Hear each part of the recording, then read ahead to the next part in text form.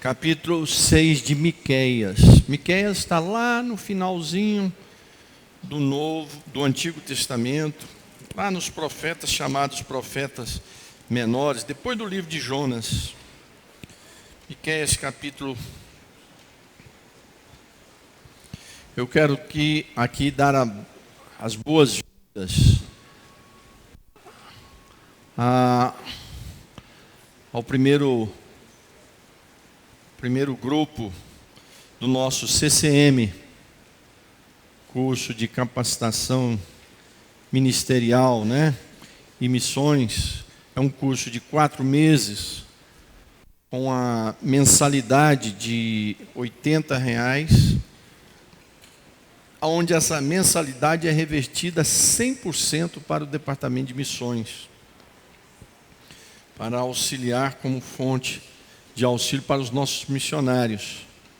E isso tem ajudado muito. E eu queria pedir que essa turma, essa nova turma do ano de 2023, junto com o pastor Edmundo e o evangelista irmão Mário, que são os coordenadores desse departamento, desse curso, colocasse de pé, por favor.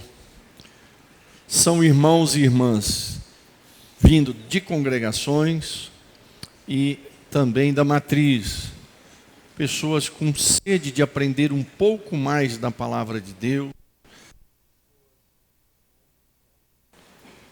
Teste. Testando. Pessoas com a fome a mais da palavra de Deus, pessoas com desejo de se aperfeiçoar um pouco a mais, pessoas também com desejo de se preparar para adentrar no ministério, porque para compor o corpo diaconal, operadoras, é necessário fazer esse curso. Vamos recebê-los com uma calorosa salva de palmas. Muito obrigado, podeis sentar. Hoje também é a ceia do Senhor, eles estão participando aqui conosco, mas também é uma aula magna aqui com eles e para eles, Então, preste bastante atenção no que vai ser ministrado nessa noite, ceia do Senhor. Capítulo 3 de Malaquias, Miqueias, capítulo 6, versículo 3. Olhando muito aqui, o que está acontecendo? Será que é bateria? Tem que ver aqui, porque está falhando muito. Deixa eu ver aqui, na linguagem de hoje, esse texto. Vocês já acharam o texto? Amém.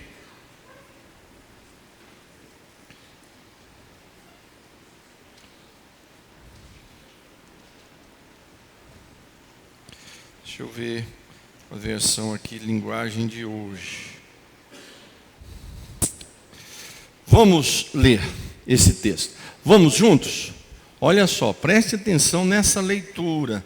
Preste atenção nesse texto. Por incrível que pareça, é Deus lamentando ter sido abandonado pelo seu povo. É um lamento de um homem apaixonado, que é deixado pela sua mulher, ou de uma mulher apaixonada que é deixada por um homem, depois de ter feito de tudo por essa pessoa, ele é desprezado. Então,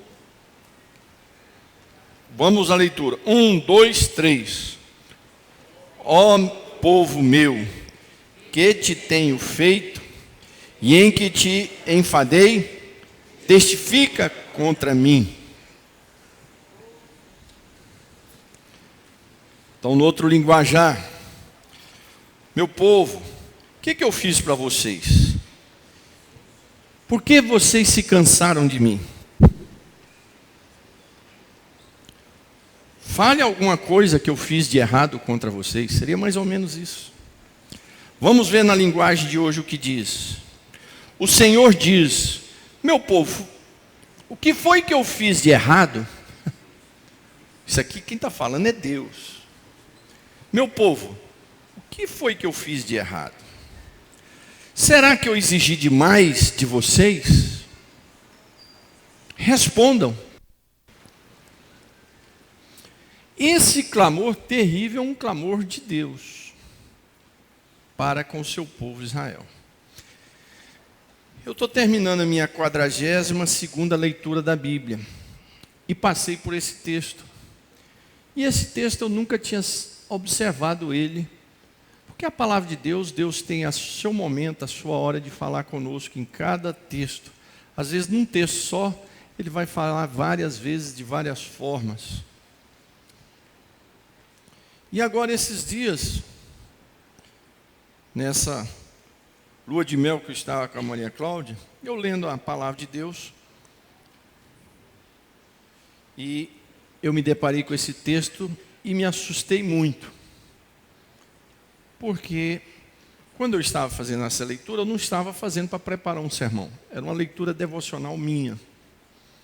E eu me assustei porque esse texto, eu entendi, eu fiz uma aplicação para mim.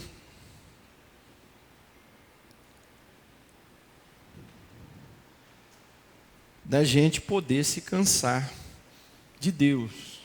Olha a capacidade que o ser humano tem. Então o meu desejo, nessa noite, noite de ceia do Senhor, acho que é uma noite apropriada para essa reflexão sobre esse texto e esse tema desse livro do profeta Miqueias, quando o próprio Deus está lamentando tal situação de uma atitude por parte do seu povo, de ter desprezado ele, de ter cansado dele.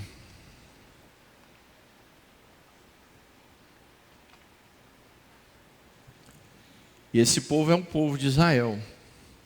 Então, quando eu fiquei meditando, parei nesse texto, fiquei olhando, pensando, falei, gente, a gente é capaz de cansar de Deus. Nós somos capazes de cansar do que é bom.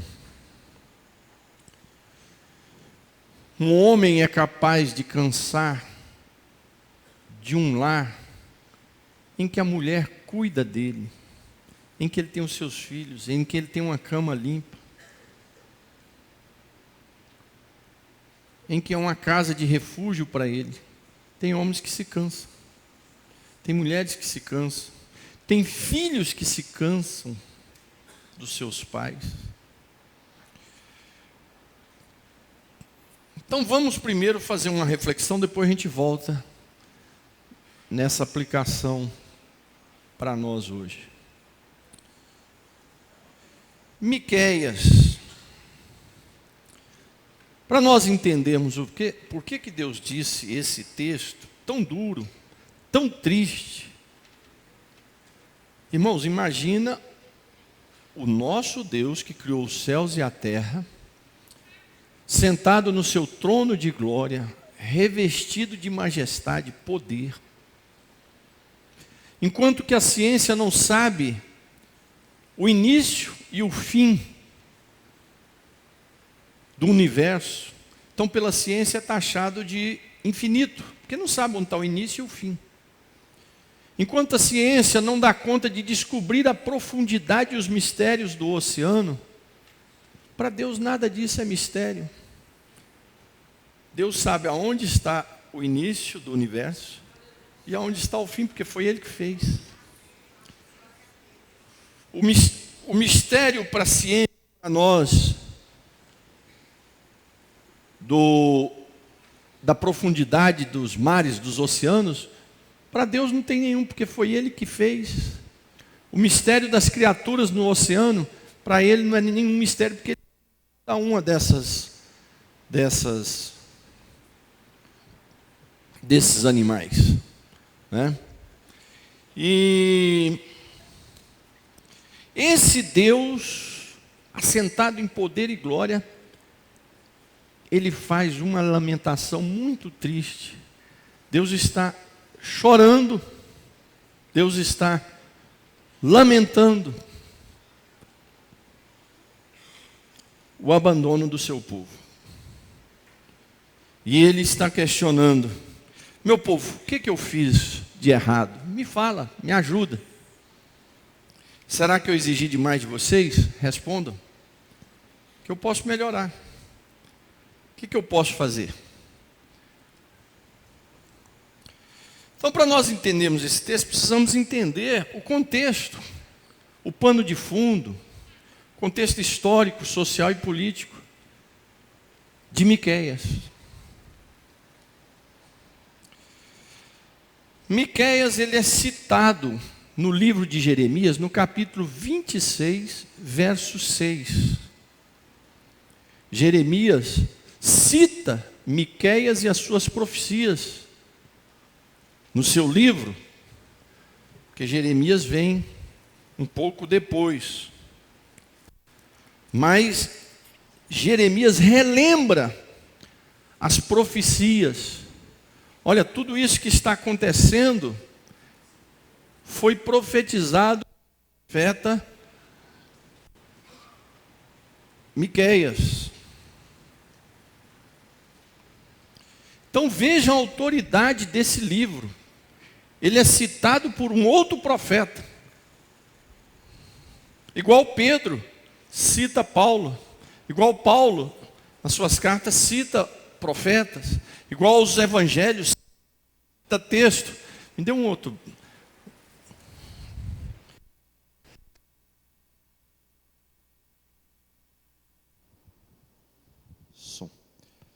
Paulo, os evangelhos cita textos lá do Antigo Testamento.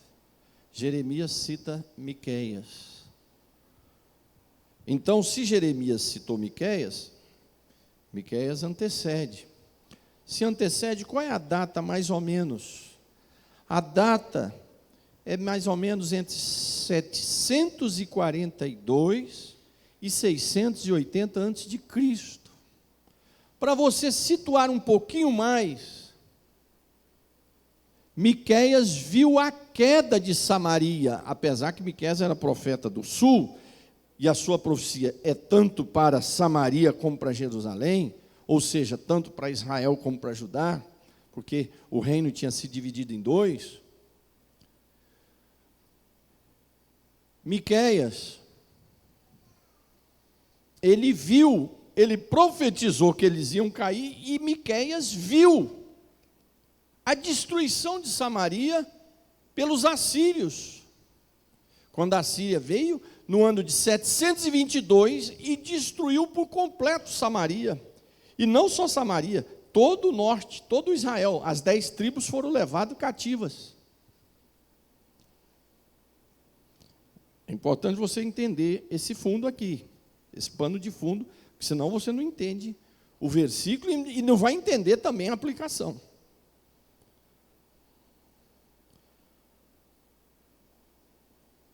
Então, Miqueias, diz o primeiro versículo, que dá uma datação mais ou menos, né? Que ele foi rei no período de Jotão. Jotão foi um rei mais ou menos, se assim podemos dizer. Ele era filho de Uzias, aquele que era um homem fiel a Deus, prosperou muito. Mas aí a Bíblia diz que, de repente, subiu o orgulho para o seu coração. E aí ele ficou tão orgulhoso, porque Deus estava abençoando ele tanto. O bispo Abner fala isso: olha, um grande perigo que nós corremos é quando Deus está nos abençoando muito. Isso é muito perigoso. Porque aí a gente acaba esquecendo que nós somos pequenos e que Deus ainda está no trono. Ele nunca vai sair do trono. Então, Uzias se orgulhou de tal maneira que Deus estava abençoando tanto que ele falou: eu não preciso mais de sacerdote, eu mesmo vou fazer o sacrifício. Eu mesmo vou lá no templo fazer a adoração. E quando ele entra e começa lá a fazer todo o culto, nem todo o culto que nós fazemos, irmão, Deus está recebendo. Preste atenção no que eu vou te falar. Nem todos os cultos que nós estamos fazendo, Deus recebe. Tem cultos aí de rebeldes, Deus não recebe. Igreja sendo fundada por rebeldes, irmão, pode fundar e pôr a placa que for, que Deus não recebe. Deus não recebe. É o mesmo culto de Saul. Saul estava fazendo um culto, o pecado de Saul não foi adultério, nem assassinato, como foi o de Davi. Mas o culto dele foi rejeitado por Deus. Perdeu o reinado por causa de um culto que ele fez errado. Davi, Deus zombou de Davi e matou o seu amigo porque Davi fez um culto errado. Quando foi buscar a arca, sem seguir os mandamentos bíblicos, que quem carregava a arca eram os sacerdotes. E antes de carregar a arca, o sacerdote tinha que se santificar, se preparar, pôr a roupa certa para carregar a arca. Deus estava abençoando ele tanto que ele falou, não, eu vou fazer para Deus, fazendo para Deus tudo está bom. E foi lá e pegou a arca com seus amigos e trouxe a arca. Deus rejeitou o culto de Davi e matou Uza, seu amigo. Ele ficou tão revoltado que largou a arca para lá. Depois que avisaram para ele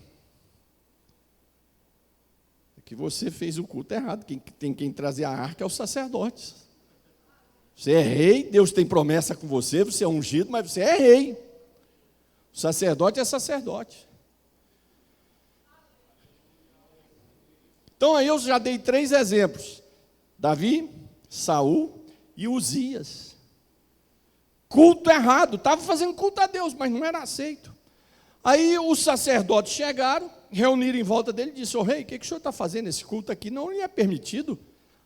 A palavra de Deus diz que quem faz esse culto são os sacerdotes, não é o senhor. A Bíblia diz que ele ficou furioso. Quando ele ficou furioso, Deus acendeu uma lepra na sua testa. Quando saiu a lepra, o sacerdote disse, você está leproso, que ele pôs a mão na cabeça, ele sentiu a lepra, ele saiu correndo do templo. E nunca mais pôde voltar no templo, e nem na sua casa. A Bíblia diz que ele foi morar numa casa separada. E ele ficou um rei leproso por muitos anos, e o seu filho, esse aqui, que reinava.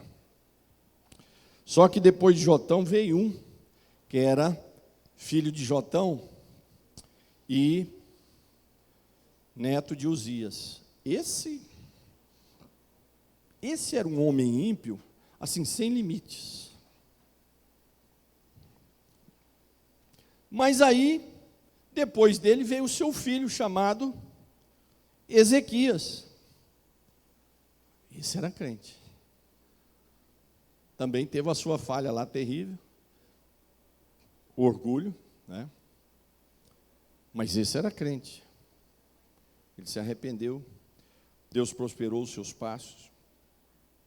Então, Miqueias, na época de Ezequias, ele foi profeta. Então, ele foi amigo de Isaías.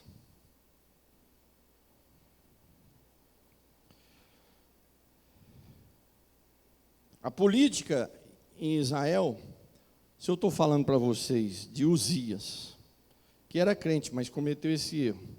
Mas aí veio Acaz, e Ezequias estava tentando restaurar, até porque Ezequias estava sendo influenciado por esses profetas. Isaías, Miqueias. Então,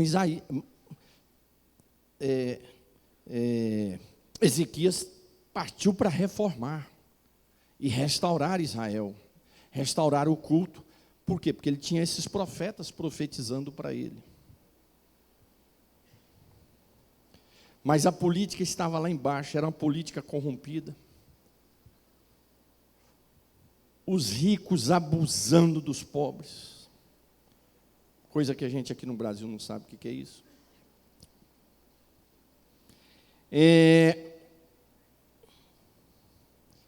A religiosidade tinha ido lá embaixo com Acaz.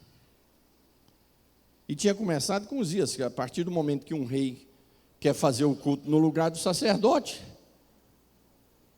você já vê o caminho que estava indo.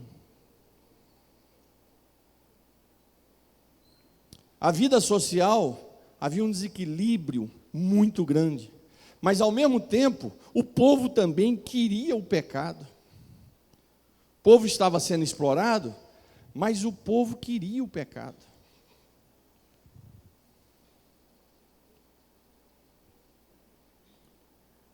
O povo queria o pecado. Era para o povo, já que estava sendo explorado, se agarrar com o Senhor e pedir misericórdia, estar clamando ao Senhor. E Deus ouve. Não diz que o povo lá no Egito clamava ao Senhor, e a Bíblia diz que Deus ouviu o clamor do povo, Deus viu a aflição do povo, e Deus entrou com socorro. Mas esse povo, mesmo sendo explorado, eles não queriam saber de Deus, e se apegaram a todo tipo de deuses.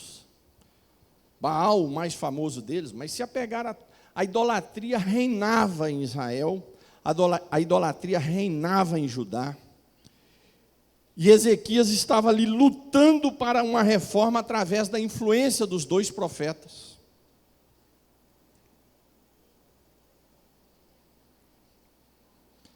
E a reforma de Ezequias foi temporária, porque só foi ele morrer, assume o seu filho no seu lugar, que é Manassés. Aí foi uma destruição total, aí foi um absurdo dos absurdos, a ponto dele pegar os seus filhos e sacrificar, e colocar todo tipo de deuses dentro do templo. Quem estava reinando lá no norte, em Samaria, era Jeroboão II, aquele que o profeta disse e chamou as mulheres nobres lá, que viviam com o rei, de vacas de Bazã. Não chamando elas de vaca, mas era uma comparação. Bazã era a terra das melhores, das vacas mais leiteiras, mais sadias. Então, ele estava dizendo que aquelas mulheres desfilavam como aquelas vacas que eram as melhores. Hoje no mundo as mais conhecidas são da Suíça, né? Então o profeta faz essa comparação. Era esse rei Jeroboão que estava lá no norte, um idólatra, um explorador do povo, um corrupto. Então, irmãos, esse é o contexto em que está vivendo o profeta Miqueias. Essa era a vida social, política e religiosa em que Miqueias vivia. Aquela reforma de Ezequias foi temporária. Seu filho assume, desfaz tudo que seu pai estava fazendo. Seu filho pega, diz a tradição, não está na Bíblia, a tradição judaica, não é católica, é a tradição judaica, que ele cerrou Isaías no meio. Esse é o contexto. Então, vem a pergunta: o que levou Deus a fazer um lamento tão absurdo sobre o povo de Israel? O que Deus tinha feito de errado, como ele clamou? Gente, diga para mim o que eu fiz de errado. Mais ou menos quando alguém começa a te desprezar e você diz: me diga o que eu fiz de errado, me te pedir perdão e eu consertar. É o que Deus está falando para Israel.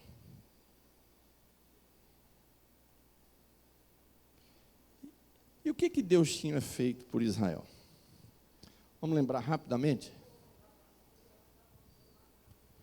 Um povo que se misturou lá na idolatria com os egípcios. Deus ouviu o clamor de alguns lá e foi lá e socorreu esse povo. Um povo escravo, sem identidade, sem sobrenome, sem casa, sem terra, sem nada.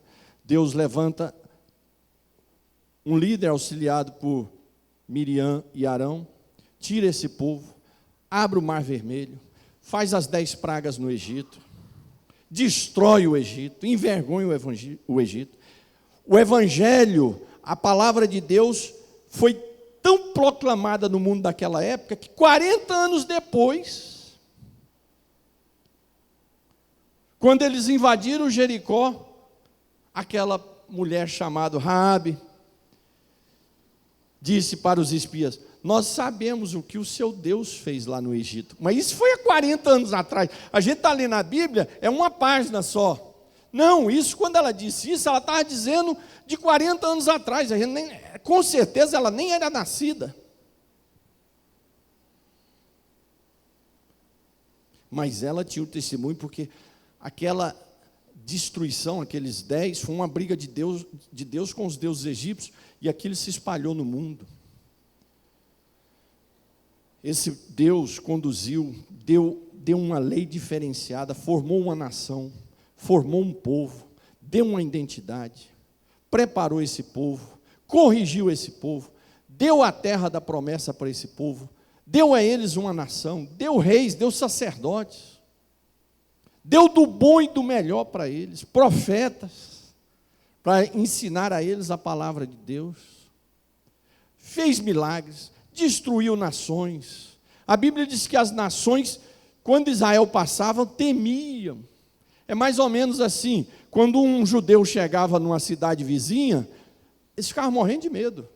Gente, atende ele, porque isso aí faz parte daquele povo lá, daquele Deus lá que destruiu lá o Egito, abriu o Mar Vermelho. Atende aí rápido.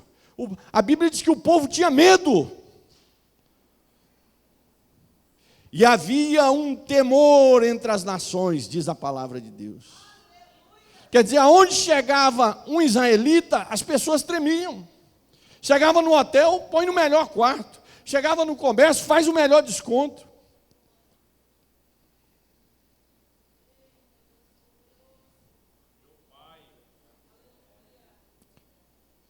Deus deu nome para esse povo, deu autoridade, deu graça diante das nações, fez milagres de todo jeito. Tinha profetas que faziam descer fogo do céu. Reis tremendos como Davi e Salomão, que já tinham passado, mas deixaram a sua história. Um templo magnífico, aonde foi inaugurado com a glória de Deus. Esse povo disse: isso está ruim, está sem graça. Está bom demais aqui, está sem graça. Está sem graça. Lembra do filho pródigo? Ele cansou da fazenda do seu pai. O filho pródigo cansou dos seus pais. O filho pródigo cansou de ter um quarto arrumado, cheiroso. O filho pródigo cansou do almoço, do café da manhã e da janta que ele tinha na fazenda do seu pai. O filho pródigo cansou de ser uma autoridade quando ele saía pela fazenda, os funcionários iam atender ele com educação. Ele cansou disso. Ele cansou de uma casa boa, com teto bom. Chega, eu cansei disso. Ele cansou do beijo do seu pai, do beijo da sua mãe. O filho pródigo cansou dos seus pais, do seu lar, da sua família, da sua casa, de tudo.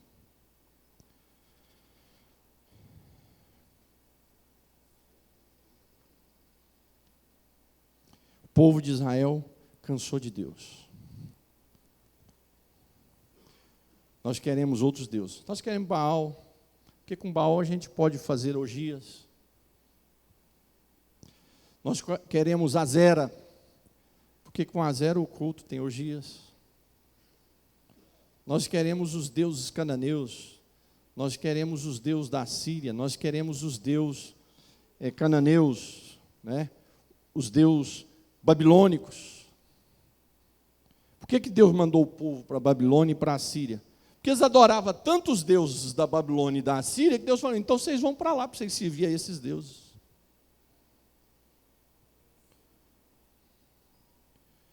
Deus nos entrega aos nossos pecados, sabia? Deus nos entrega aos nossos pecados. A gente está querendo aqueles pecados, Deus fala: então você vai para lá agora, para você sentir o que é isso mesmo. Você está brincando, agora você vai viver isso. Estou falando isso por experiência própria na minha juventude.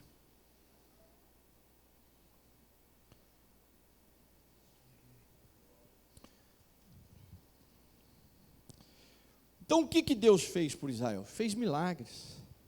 deu conforto, deu bênção, nome, autoridade. Mas o povo cansou das coisas boas.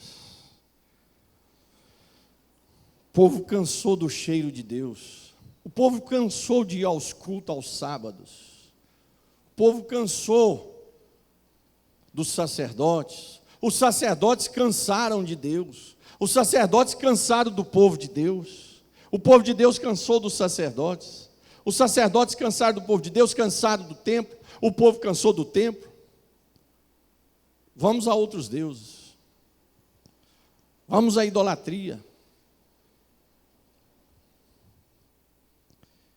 E Deus vem e lamenta. O Senhor diz: meu povo, o que foi que eu fiz de errado com vocês? Será que eu exigi demais de vocês? Me responda, me ajuda para me corrigir. Veja bem, eu me lembro desse texto aqui, me leva ao texto que Natã, quando repreendeu Davi pelo seu pecado, Deus disse a Davi: vem cá, eu te dei fama, eu te dei riquezas. Esse texto é tremendo. Eu derrubei os seus inimigos, te prometi herdeiros e te dei mulheres. É no plural que está escrito dentro daquele contexto. Deus entrou até dentro do contexto dele. Falou: eu te dei mulheres. Aí o texto diz assim, ó, o profeta Natã fala assim: e se tivesse pouco, se você achou que está pouco, era só você me pedir mais que eu te dava. Misericórdia. Se tivesse pouco, era só você me pedir mais que eu te dar. Não, está poucas mulheres, 300 está pouco. Não, os inimigos eu quero que o Senhor destrua mais. Eu vou destruir. Não, essa riqueza está pouca. Deus disse para Davi: se tivesse pouco, tudo isso que eu te dei, você achou pouco, eu te dava mais, é só você me pedir. Olha a liberdade que Deus dava. Vai fazendo uma reflexão aí. Mas Israel cansou de Deus e o trocou pelos deuses de pau, pelos deuses de pedra, pelos deuses de prata, pelos deuses que têm ouvido, mas não ouvem, que têm boca, mas não ouvem, não falam, têm olhos, mas não veem, têm mãos, mas não agem, têm pés, mas não andam. E Deus diz assim: como vocês servem a esse tipo de Deus, vocês serão como eles. O que é isso, ser como eles? Vai ter olho, mas não vai enxergar. Vai ter boca, mas não vai falar. Vai ter ouvido, mas não vai ouvir. Vai ter pés, mas não vai sair do lugar. Vai ter mãos, mas não vai dar conta de construir nada. Deus está dizendo: vocês vão ser igual a eles, ocos. Dentro dele não tem nada. Vocês serão assim também. Dentro da mente de vocês, do coração de vocês, não vai ter nada. Vocês serão vazios. A palavra vaidade é vazio. Ela significa vazio. Quando a Bíblia diz que os deuses são vaidades, Deus está dizendo: a vaidade é algo vazio. Não dá retorno.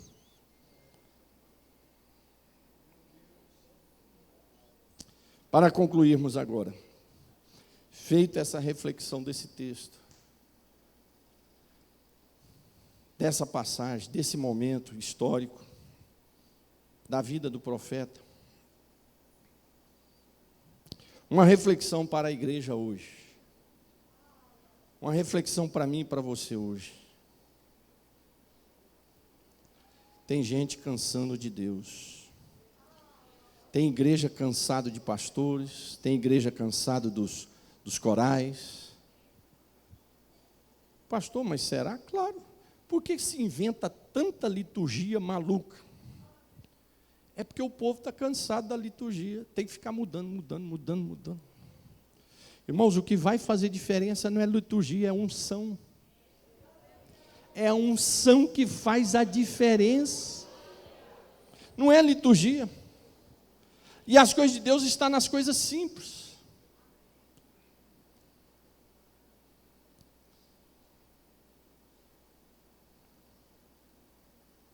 Pelo IBGE, a Assembleia de Deus agora atingiu, já era, a maior igreja do país. E como é que é a liturgia da Assembleia de Deus? Você sabe de cor. Canta 3 hinos da harpa. Grupo de louvor canta o hino. Os jovens cantam. Canta a CIB. Vem a palavra. Bênção apostólica. Vai para casa. E é assim. Há 100 e quase 20 anos. E é a maior igreja do país e não para de crescer e não vai parar.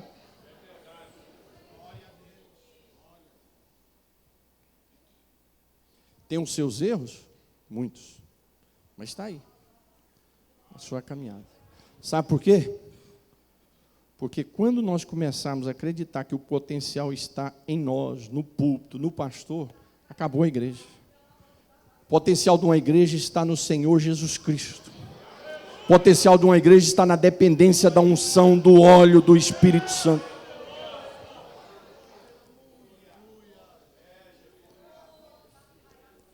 Que vai fazer a igreja crescer é a nossa dependência do Espírito de Deus.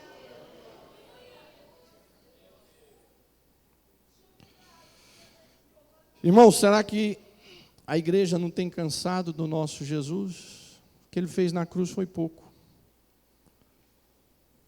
Coroa de espinho que ele pôs na cabeça para nos dar uma coroa de glória foi pouco. A sua morte na cruz para nos dar vida eterna foi pouco. O seu sangue derramado foi pouco. Ele ter nascido e ficado 9 meses no ventre de uma mulher, o Deus que criou a mulher, que criou o homem, que criou os seres humanos, que criou tudo, desceu e ficou no ventre de uma mulher 9 meses. Nasceu numa manjedoura. Morou em Nazaré, um vilarejo pobre. Viveu entre os ignorantes e mais simples da época. Ignorantes a ponto de não entendê-lo e crucificá-lo. Com os pés sujos de poeira, com o cabelo malhado do sol, com o suor constante no rosto, andando para cima e para baixo, debaixo do sol, para nos mostrar o amor de Deus e a salvação e a misericórdia de Deus. E Deus não parou aí. Ele não só nos deu a salvação, mas Ele te dá uma família, Ele faz milagre na minha vida, faz milagre na sua. Se tiver pouco, a gente fala: Senhor, tem misericórdia de mim, abre uma porta de emprego. Ele vai lá e dá um emprego. Se tiver pouco, a gente vai lá e fala: Senhor, me cura. Ele vai lá e cura.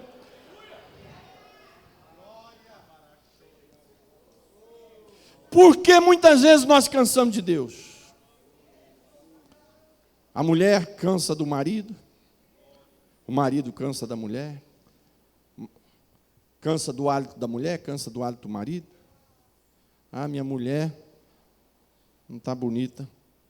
Vê uma celebridade lá bonita. Não, eu queria que minha... Irmão, nós temos que aprender uma coisa. Se a nossa mulher está ficando feia, nós também estamos, porque o tempo está passando. Os anos passam para ela, passa para nós também.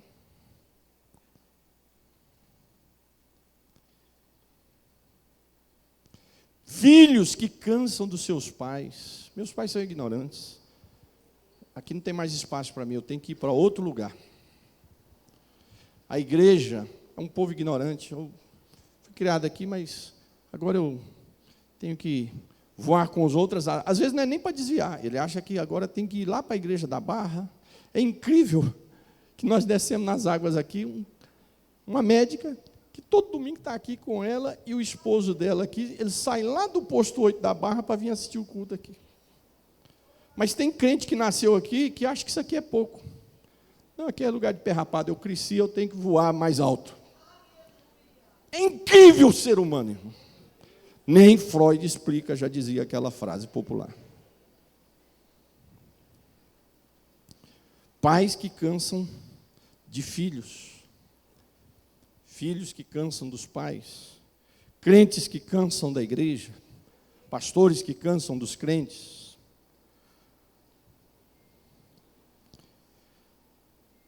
O que foi que eu te fiz, diz o Senhor? Amados, essa palavra é uma reflexão para eu e você agarrarmos o nosso Deus com unhas e dentes e não largá-lo. É para nós fazermos o melhor para Ele. É para nós oferecermos o melhor para Ele. É para nós servirmos. E como é que a gente faz isso? Servindo na igreja, servindo na família, servindo aos que estão à nossa volta. Nós estamos fazendo ao Senhor. Não, só vou fazer para Deus. Mas se você não faz para quem você vê noite e dia, você vai fazer para Deus que você nunca viu? A nossa primeira adoração ao Senhor e o reconhecimento da sua misericórdia na minha e na sua vida é o nosso trato com a nossa esposa, é o seu trato com o seu marido, é o nosso trato com os nossos filhos, é o seu trato com seus pais, é o trato seu dentro da igreja, é tudo isso. É nós pastores, como é que nós estamos tratando o povo de Deus?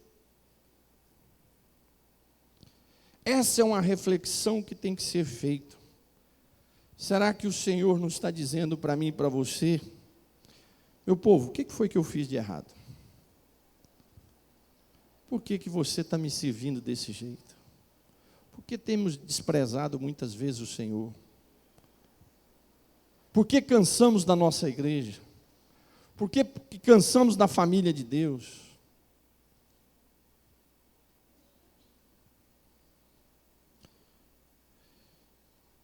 Deus diz: será que eu estou exigindo muito? Me respondam. Diz o Senhor dos Exércitos, em Malaquias 6:3. Vamos ficar de pé?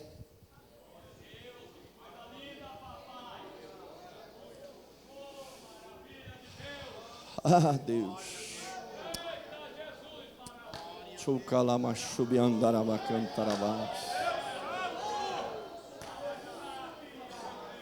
Amados, que o Senhor não venha falar isso para mim e para você nunca. Que o Senhor não venha falar isso para a igreja de Bangu. Que o Senhor não venha falar isso para nós, pastores. Que o Senhor não venha falar isso para você e a sua família. Hoje a voz do Senhor soa no meu coração e no seu coração. É uma reflexão para nós não cairmos no mesmo erro de Israel.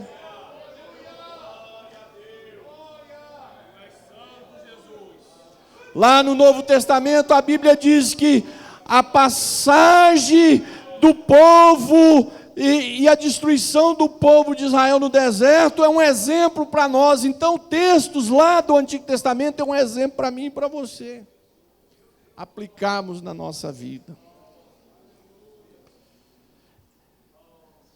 Essa mensagem nessa noite, ela é um efeito contrário, ela é exatamente para nos despertar para amar mais o Senhor. O efeito dela aqui, ela tem que ser o contrário, é despertar-nos para amarmos mais o Senhor. Vocês que estão na música, ame mais o Senhor. Nós que somos os pastores, venhamos pregar com mais amor. Você que trabalha na obra de Deus, você que está na casa do Senhor, ame mais a sua igreja, ame mais o rebanho, ame mais o seu pastor, ame mais o grupo que você trabalha, respeite mais, valorize quem está do seu lado, ame mais a sua esposa, ame mais o seu marido, ame mais os seus filhos, ame mais os seus pais.